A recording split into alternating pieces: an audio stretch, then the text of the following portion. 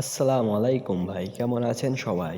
কিছু ভাবছেন নাকি? আচ্ছা, এখনো যদি চলে না গিয়ে থাকেন তাহলে একটু শুনেই যান।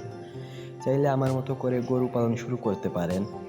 আমি কিভাবে ৫৮,০০০ টাকা দিয়ে গরু কিনে ৩ মাস পর ৯০,০০০ টাকা বিক্রি করি, সেই সম্পূর্ণ গাইডলাইন যদি আপনারা পেতে চান তাহলে ইনশাআল্লাহ পুরো ভিডিওটা দেখে কমেন্টে লিখুন মিশন এক্স।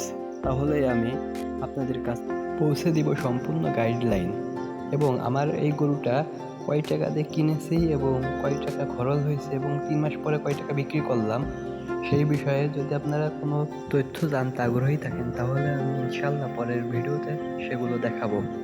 এবং একটি গরুকে মোটাতাজাকরণের প্রধান ৩টি ধাপ হচ্ছে: ১ নাম্বার কৃমিমুক্ত করা, ২ নাম্বার লিভারকে সুস্থ রাখা, ৩ নাম্বার সুষম খাদ্য দেওয়া।